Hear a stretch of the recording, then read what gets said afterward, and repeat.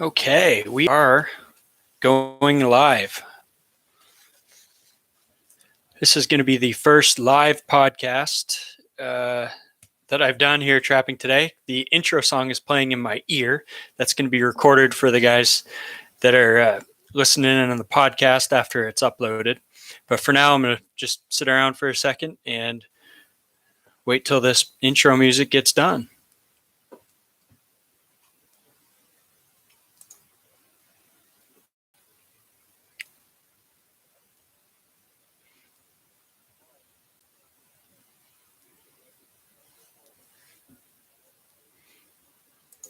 And if you haven't had a chance to listen to the podcast or the intro music, I think you'll like it. You ought to check it out and find the podcast and listen to all the back episodes.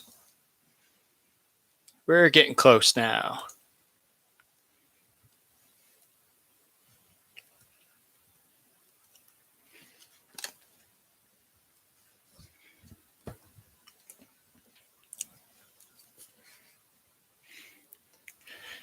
Back in the fur shed. This is Trapping Today. I'm Jeremiah Wood. Thank you for tuning in. It's great to have you guys here. As always, the Trapping Today podcast is brought to you by Kaatz Brothers Lures, KAATZBROS.com. Trap smarter, work harder, enjoy the success that follows. Kaatz Bros have a full line of trapping supplies, traps, snares, baits, lures, books, DVDs. Get it at Kaatz Bros. We're also brought to you by OnX Maps. Use your phone as a GPS on the trap line, mark your trap locations, track your movements, scout using the latest aerial imagery, and get landowner information. OnXMaps.com. You can use the code TRAP, T-R-A-P, to get 20% off of your first purchase. And finally, Moyle Mink and Tannery. Get your fur tanned by the professionals. Moyle is a family-run company out of Idaho. They do an awesome job, produce a wonderful product at a very reasonable price. Top quality tanned furs, whether that's for a wall hanger, maybe you want to make some mitts or hats out of fur that you've trapped. Check Moyle out, moyle.net, MOYLE.net. And the tanning process, it takes a lot of time, but if you use Moyle's online customer portal, you will get your fur tanned a little bit ahead of schedule. You usually get about a month cut off of the lag time there if you use the customer portal. It saves them time and it saves you time. And so that's Moyle. Also info@moyle.net, info@moyle.net. Let them know you heard about them from the Trapping Today podcast. Okay, now this is something very new. This is interesting. I am trying this for the very first time, live stream podcast. So this is episode 193 of the Trapping Today podcast. And for those of you who are just catching this on YouTube, whether it's live or on the replay, probably not going to catch it live, many of you, because I didn't do any advance notice or talk about it or anything. I just hit go live and off we are to the races. But for those of you who are just picking this up on YouTube, you should check the podcast out. If you, this is not a new thing. It's been going on for like 3 years now. And I am on episode 193. So almost 200 episodes. We talk trapping every week. I usually upload these on Saturday night, sometimes on Sundays. And it's always a different topic. Just a little background on some recent topics. The last couple episodes, last couple weeks, we've been talking with Pat from Massachusetts about some unique trapping there in Mass, whether it's cage trapping or animal damage control work, mostly for beaver. And we've talked about a bunch of other things, just had a great time there going back and forth. Pat's been a long-time listener of the podcast. I've talked with Jim Comstock of Comstock Custom Cage. He is one of the top, probably the top cage trapping manufacturer in the country, does an awesome job and has a lot to say. So that was fun. I've had Ryan Moyle from Moyle Mink and Tannery talking about the entire tanning process. It's pretty amazing, all the details and all the work and effort that's involved and how their tannery is run. So that was a really popular one. We talk fur prices. We talk just a pile of different things. So you can get that podcast basically anywhere that you get podcasts, whether it's Apple Podcast, Google, Stitcher is kind of hard. I don't know if you can get a Stitcher right now. They're kind of giving me a runaround, but Spotify, any of those. If you don't typically get podcasts, go to trappingtoday.com. You just play it right off the website. Really easy to do. I don't usually put these up on YouTube. I'd like to, but don't always have time to do that. Okay, because we are live streaming, if anybody does trickle in, looks like we got 4 people trickling in. And Schindenberg from Germany says, greetings, usually listen to you on Sundays. A stream is awesome. So, hey, thank you for listening in. Thanks for commenting. That is great. Now, the reason that, Tom Keltish and Everything Outdoors, first time checking in. Great, Tom. Great to have you here. This is the cool thing about from Wisconsin, Tom. All right. The cool thing about the live stream is the ability to get some instant feedback from people. So that's great. Now, I did a live stream, just aside, not anything to do with the podcast, but I did a live stream like 5 or 6 months ago. It was a lot of fun. Did it on a Saturday night, talked fur prices, went on forever. And several people have asked me why I haven't done one since. And there's a good reason for that. Living in a very rural area, I love where I live, very quiet place in backwoods, northern Maine. The problem is that we have very poor internet service. And I live on a road. I don't even have cable to the house. Don't even have a phone line going to the house, no DSL or anything like that. So we get our internet service off of a tower and have a little dish that collects a signal from the tower. And it's very slow and very unreliable. And so I can't even live stream on YouTube like this with that connection. And so as a result, the only way I was able to live stream was I pulled up my phone and I used the Wi-Fi hotspot on my smartphone. That worked great, except it sucked all my data that I had sucked out about 15 or 20 gigabytes of data on that last live stream. And so I had about a month of really difficult phone service and internet service through the phone because of the live stream. And so I haven't dared do it since.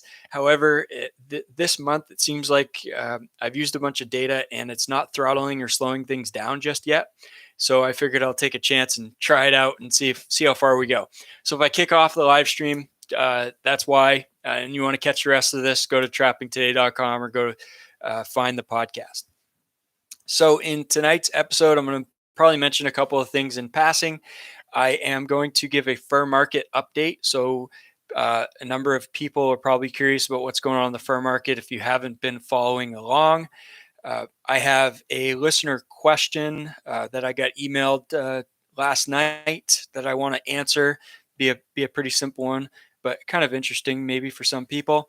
And then maybe whatever we got on the live feed, if there's guys or gals that have questions, just type them into the chat and I'll take a look at that chat toward the end of the show. And if there are any questions, I'll see if I can answer them. Notice I'm wearing my Trapping Today shirt. This is Prized Mustelids of the North American Trapper, and we've got the Wolverine on the top. We have badger, fisher mink, marten, weasel.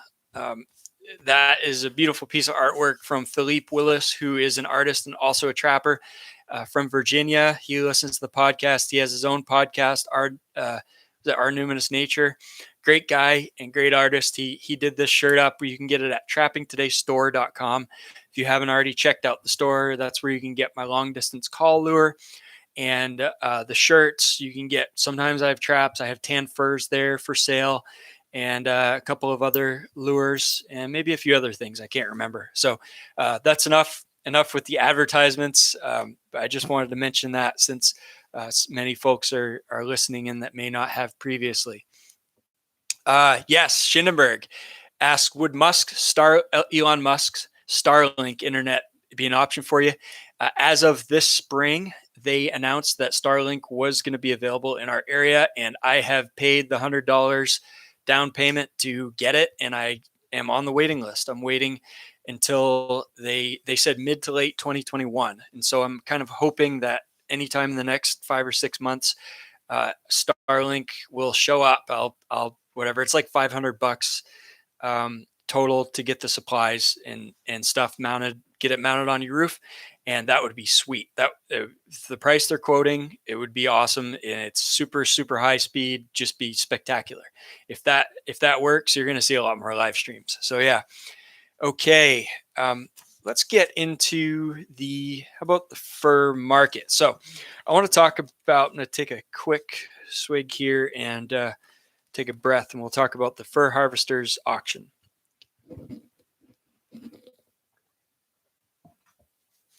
Okay. So, for those of you who are still getting up to speed, the fur market has changed a lot in the past several years. We started out years ago when I started trapping 16, 17, 18 years ago. All the years kind of jumbled together now. There were two major fur auction houses in North America. We had North American Fur Auctions, which was the largest one, and then Fur Harvesters Auction. North American specialized in mostly ranch fur, but they also sold quite a bit of wild fur. And Fur Harvesters was primarily wild fur, almost all wild fur. But both auction houses were in North Bay, Ontario area, and they sold a lot of fur. We also had a lot of private fur buyers, country buyers, who would either buy for furriers and people who made large orders, or they'd actually just collect fur, buy it a lot of times and send it to those auctions. There was a lot of demand for fur in general. Prices went up and down, and things kind of things changed depending on what the market was doing. But the market always fluctuated, but there was always a market. The last few years, the market has kind of fallen apart. And if you haven't, you can check out my last live stream from several months ago, and you could find where I talked. I think I went on for like an hour on the fur market and all the things that are going on, sort of on a broad perspective, and what things might look like moving forward. But unfortunately, there's quite a few events that I think are not going to be good for the wild or ranch fur market in the long term. In the short term, I've been talking about seeing a bounce starting in 2020. We saw a little bit of a bounce, but not as much as I think we all had hoped. COVID really threw things for a loop and delayed that opportunity for a bounce, even though the supplies of ranch fur were very depressed when the ranches, a bunch of the mink ranches, pelted out, either because they're losing money or because because of COVID, and they were forced to get rid of all of their animals. The supply of ranch mink went really very, very low, and unfortunately, the demand in the market wasn't really stable relative to the supply. The demand fell a lot as well because of all the economic impacts of COVID. We all kind of hoped that we were going to be coming out of that. It appears that the COVID-related impacts are continuing, and the recovery is, even though the economic recovery is looking pretty good in the United States, it looks like there are a number of delays in getting things going in terms of supply chains worldwide. I don't think China's economy is doing quite as well as everybody had hoped. There are issues with trade between the US and China. Oil prices are coming up. That's a good sign because it means Russia, which consumes a lot of fur, is hopefully going to have some more purchasing power. I talked to a friend yesterday about the U.S. dollar. Overall, our government, in my opinion, seems to be doing as best a job it can to devalue our dollar by spending lots and lots of money and printing lots and lots of money. And so when the value of the dollar goes down, that typically means the purchasing power of other countries is greater relative to the US dollar, and therefore they can pay more for fur, which is good news. The problem is every country in the world seems to be doing the same thing, devaluing its currency, kind of following the US's lead. And so there's really a big question there as to whether we're going to see what we did in like 2012, 2013, 2014 in terms of a lot of foreign demand and high purchasing power. Oil, it was down $20, $30, $40 a barrel. It's up around 60 to 70 right now. Things are looking up there, but I just don't see the boom that we saw about 8 or 10 years ago. So I don't know. A lot of uncertainty also revolves around the fact that you can't even get to Canada right now. They still haven't opened up their borders. Team Ambush, hi ho from Saskatchewan. You can correct me if that's not right, but my understanding is you still can't go into Canada. They're talking about letting people in sometime soon, but you're going to have to go through a lot of hoops in order to be able to cross the border. So there are complications there for fur buyers that want to come from China, Italy, Greece, wherever, to buy fur and look at the actual fur collection that Fur Harvesters has. Myers, Randy, Myers Animal Damage Control, Northwest Missouri. All right, good to have you. Okay, so as a result of the closed border and the difficulty in the fur market, Fur Harvesters held a July auction, which is relatively unheard of. We haven't had a July auction for a very long time, but the unique thing about this auction is it was 100% online, just like the one they did back in, I believe it was April. So they did this. Basically, fur doesn't last forever, even in cold storage. At some point, it has to sell. Fur Harvesters has bills to pay. I think it's a really tough time right now to run an auction house, as NAFA was proof of, and they have to find a way to keep things going, keep people paid, keep the doors open, keep the coolers running, electricity and the lights and everything else. And so they had to move some fur. So they held this online auction. Now, the question is this really a true picture of what's going on in the fur market? Because it was an online sale, people didn't actually get to see fur. Or is it just kind of, are we just kind of pushing back a bunch of that demand until things actually open up? I don't know. I was not personally not very encouraged by the results of this auction, but we'll go through it and you can kind of decide for yourself. Another thing to remember is that anytime you get a report from the auction house, you're getting their rosy picture. Typically, they're going to try to make things sound pretty good, like they're pretty decent.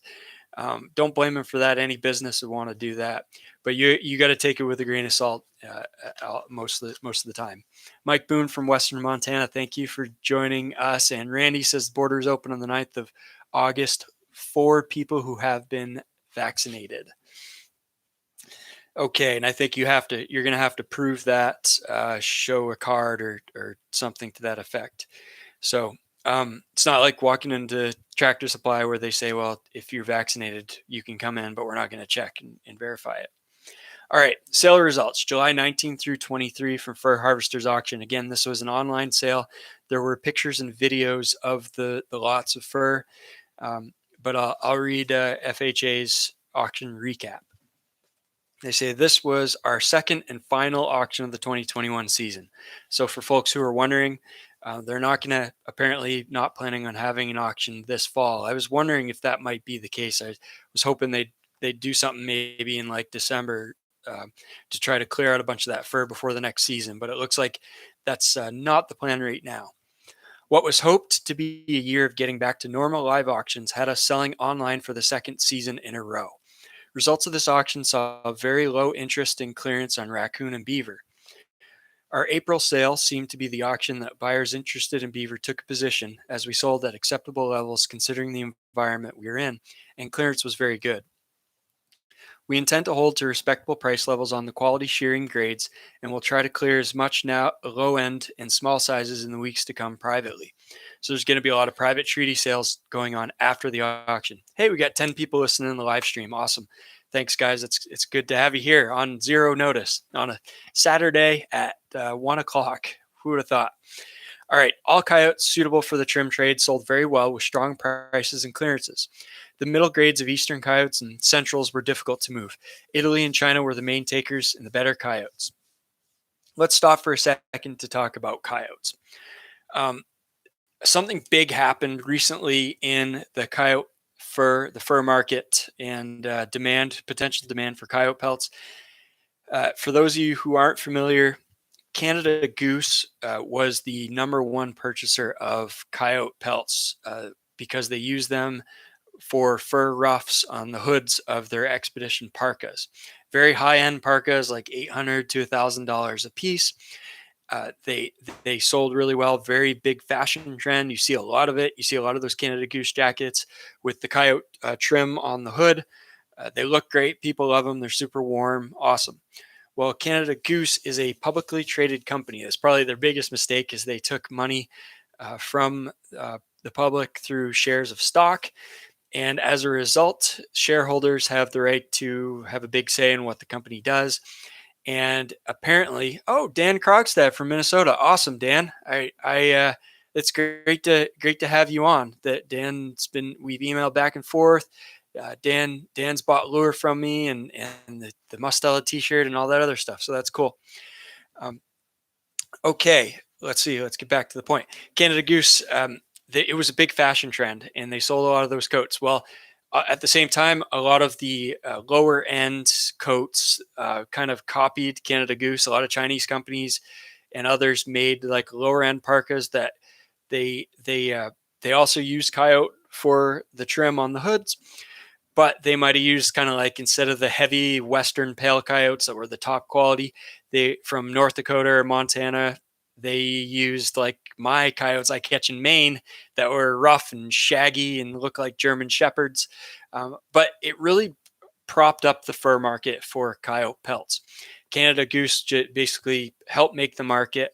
A friend who listens to the podcast and is an analytical guy, Kevin from North Carolina, did a little analysis a while back.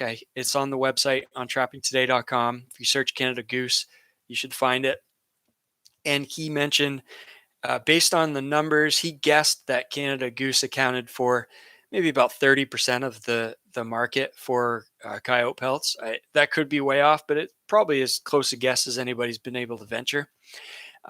But there was a big pop around the time in coyote pelt prices across the board because of that, even to the point where our northern Maine coyotes that usually we're lucky to get $20-$25 for, they were selling for, $50 to $100 depending on the auction.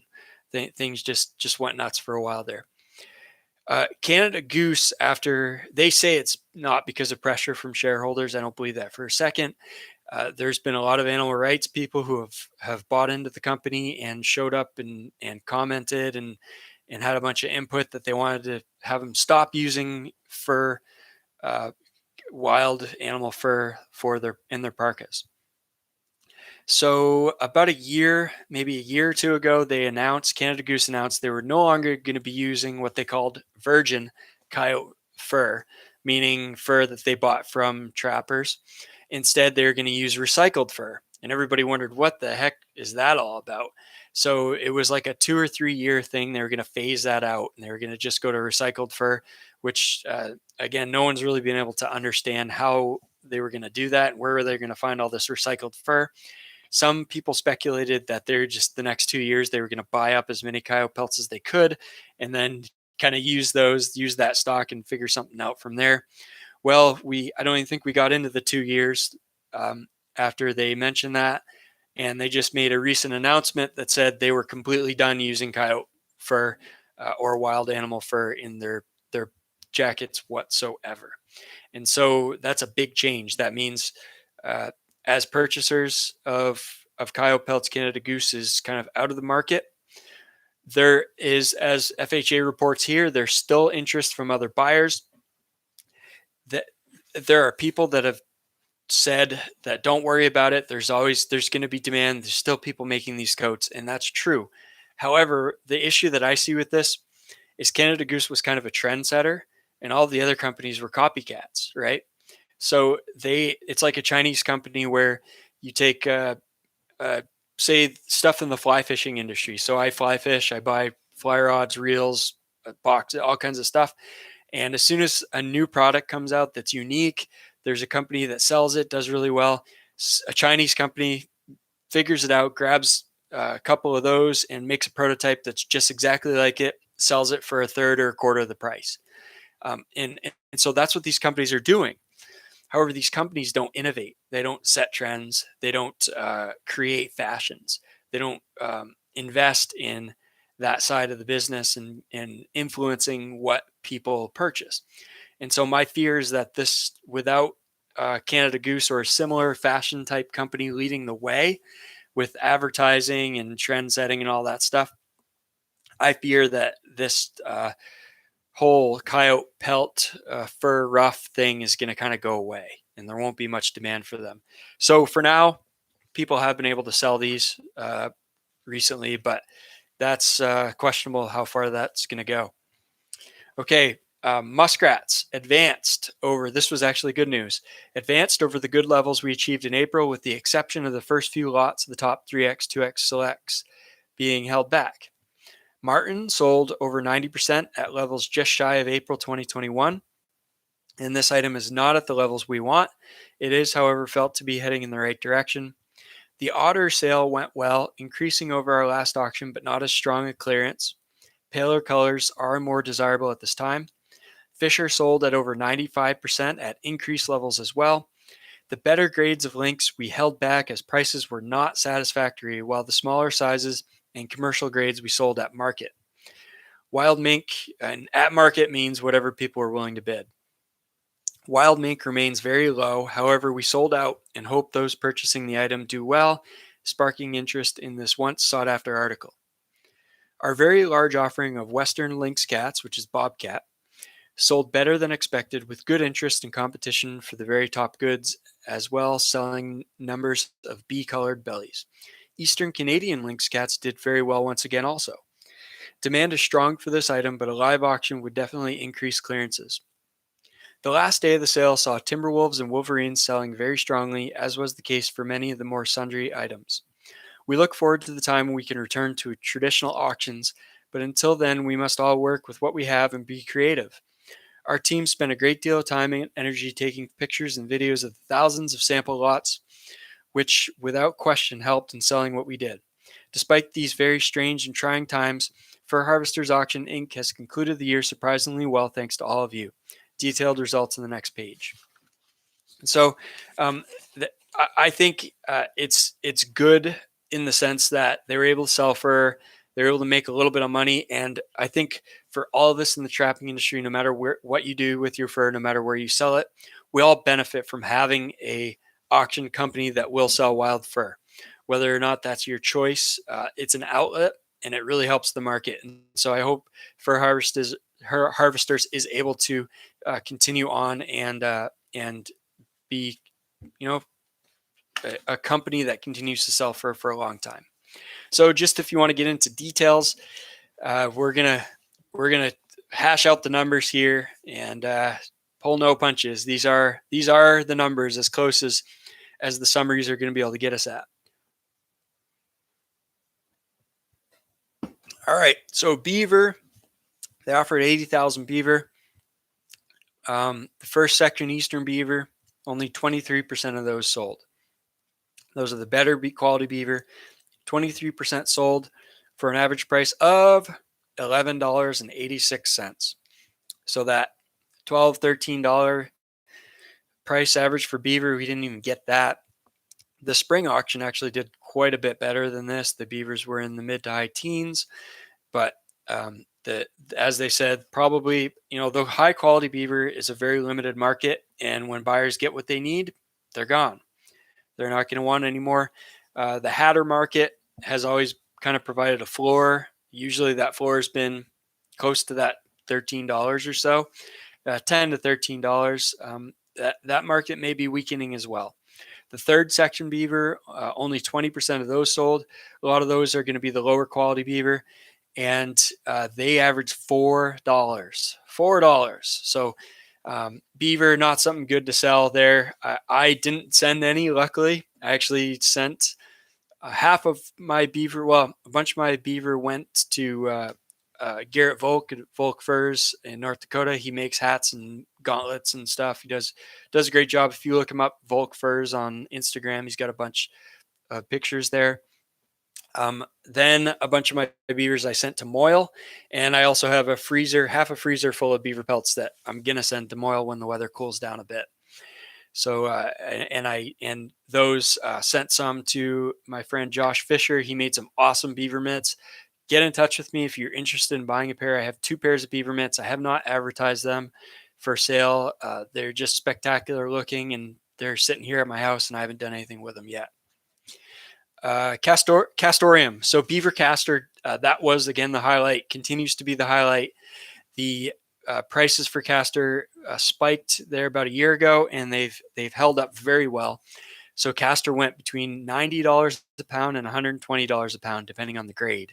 The grade 1 was 110, grade 2 100, grade 3 was 90, and then that West Select, the top grade, was 120 a pound.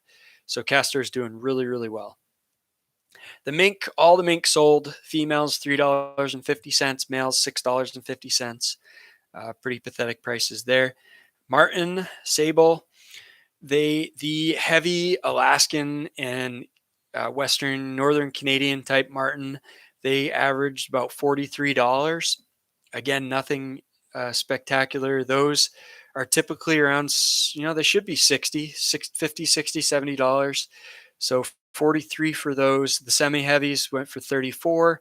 And then things went down from there. Those Western marten that you get like in Montana or Idaho, they went for $18 to $26. 26 for the better Westerns. Otter, 60% sold at $23 average. Fisher, most all the fish are sold, 95%. They averaged $23.65. Not good, not really good for Fisher. Those should be a $40 or $50 pelt in more recent market conditions before the crash. Lynx, 30% sold for $51. Again, that's really low for lynx. The Western Bobcats, no, they're holding up. The better Western Bobcats, only a quarter of them sold, but they went for $350. So that's good. I don't know what the other 3/4 of them would have sold for, though. We've seen a drop in those Western cats. The Canadian Bobcats, the last 2 auctions have done well, and that's like the Northern or Canadian Bobcats. That's typically what we would catch here in Maine, just a few hours south of me. And Ontario, or more the more southern part of the range, we have more bobcats and fewer lynx. Those sold for $60, $59, $60, and for a long time those were only $30 or $40. So that was good. And the central, the lower quality bobcats are about $35. Muskrat, excellent demand for muskrat. I'm not sure the exact purchasers and what they're using that for, but essentially all their rats sold for $5 average. So if you're looking for something that you can actually pay the gas with, and you have a lot of rats in your area, there's an opportunity there. It would be a great year probably to go after muskrats. So they're selling out. They're not being held back at the auction house, and they're selling for good prices. Red fox continues to languish around $10 or $15, and the lower quality foxes around $5. Gray fox between $9 and $13, and coyotes. So those Western heavy coyotes averaged almost $98. Those again are holding up. The Western semis are $52. The Eastern coyotes, like the ones that I trap, are $26, $27, and then the centrals, things really dropped off, $10.50. So that was it for Fur Harvesters auction. If anybody has any questions or comments on fur prices, put them in the chat, and we'll see if you have anything to offer or any questions that I can look at.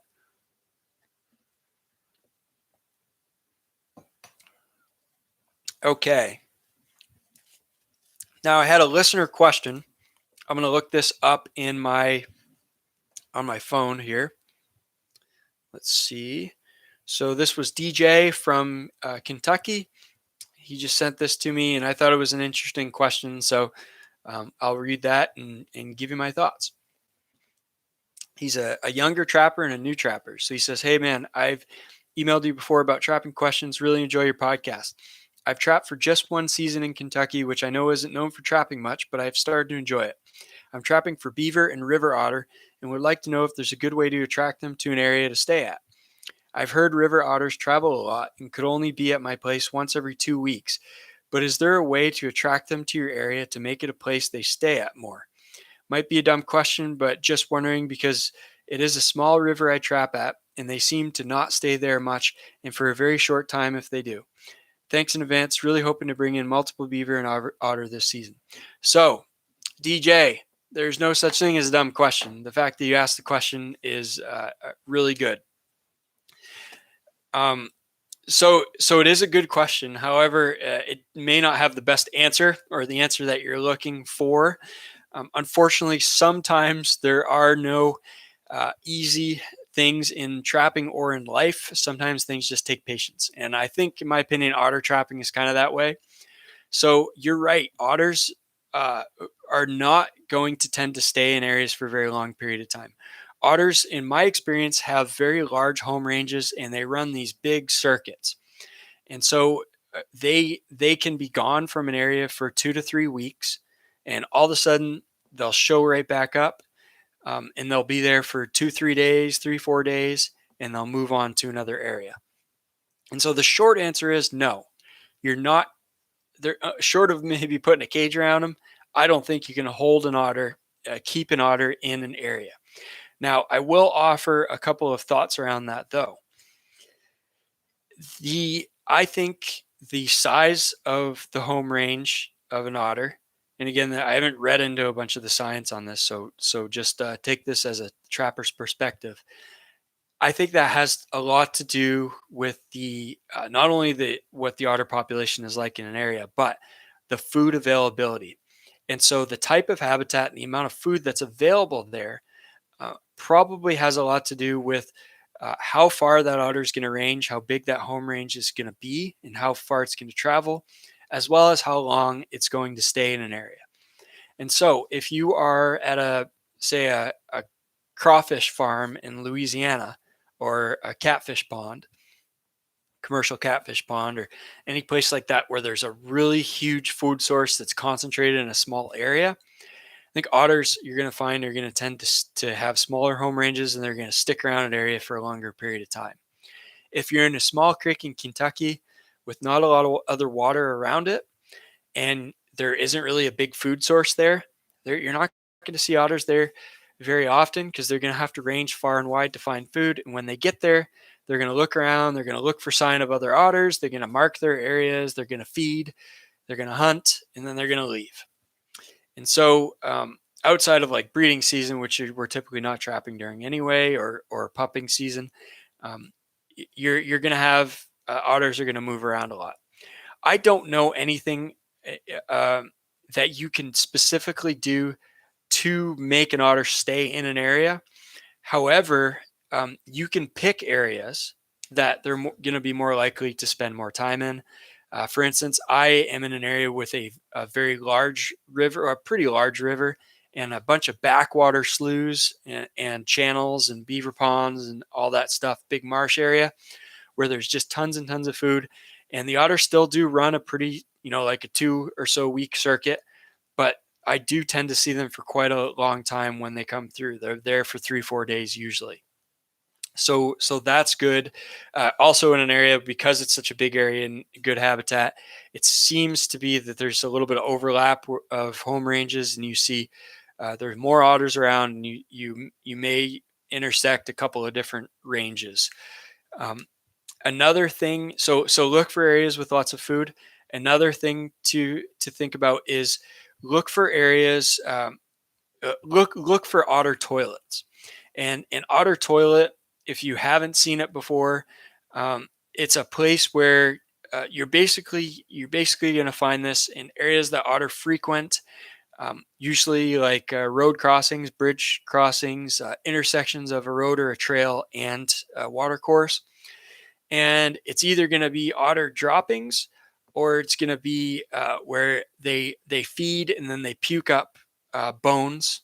A lot of times it's bones and other parts that they don't digest as well, and they kind of puke that up on the ground, and there'll be little piles of bones from fish or crayfish or whatever, frogs, stuff that they happen to be eating. Otter toilets are like an absolute magnet. Anytime you find one, mark that. If you got Onyx, mark that on your Onyx with a special symbol. Hotspot, gold. This is the best place for trapping in this area, because otters, every time an otter goes through that area and passes through, it's going to find that toilet. As far as I know, they're going to go and check that. They're going to check for other otters having been passing through there, and it's just habitual. They always go there. They always leave their sign. Not only are otters going to be attracted to it, other animals like coyotes, foxes, mink, uh, a lot of different animals are attracted to otter toilets. So I know people who have put trail cameras on those toilets, and it's amazing what actually shows up there. So DJ, sorry if there wasn't a perfect answer for your question, but I hope it got you thinking a little bit more on otter trapping, and hope that it helps you this season. Mike in the comment, any word on wolf prices? Yeah, I think so, Mike. Let's see, wolf. Oh, I don't have wolf on here. Okay. Let's see if we can find it. I think I looked up. They have the ranch mink and the ranch fox prices. One thing Fur Harvesters has done is they've picked up some sales of ranch fur in addition to wild fur, because NAFA's out of business, and it's just another way to move fur. I don't see any wolf price results just yet, Mike. That was wolves, bears, Wolverine, all that sold at the last day of the auction. That typically is a lot of times that'll be in a different report, and I think they just haven't published that. So sometimes they won't even publish a separate report for some of those later results. But what they usually do is at some point, it'll be either weeks or maybe a couple months down the road, you will see the sale catalogs put up on the Fur Harvester's website. Pretty typically, you'll see that, and you'll be able to find the results. But unfortunately, I don't think I have that. Let's see. No, I've got the April one. I got the April sale catalog, but I do not have this most recent one. So all I've got to go on for you is that they said they did well. So selling very strongly, whatever that means. I don't know, $200-300, $300-400. Wolf doesn't seem to bounce around too much. Maybe 500 for the better quality ones would be my guess. So anyway, thanks for the question. And hey, I think that's about it for the live stream, guys. Great to have you here as always. And for folks on the podcast, it's always great to have you listening in, and hope that you enjoyed a little bit of that back and forth, a little bit of live action. Now, finally, we have a final message that we do every week for the podcast from Kaatz Brothers Lures. Thanks again to Kaatz Bros for sponsoring the show. And there's a special promotion that's only available for the next 2 days. If you go to kaatzbros.com and purchase any order of over $50, $50 or more, use the code 5NOW, number 5, the letters NOW. You get $5 off. So if you got stuff to order and you want to go ahead and do an order on Kaatz Bros, anything over $50, you want to save $5 in your pocket, use that code 5NOW. That is valid until August 2nd. So check them out, Kaatz Bros. Thanks, Kaatz Bros. Thank you guys, as always, for listening in. The 1,000 or 1,500 or so folks that are listening into the podcast, and the 7 or so on the live stream. Thank you guys, and hope to do this more in the future. Till next time, keep on talking trapping, keep on thinking trapping. We'll catch you in the next episode.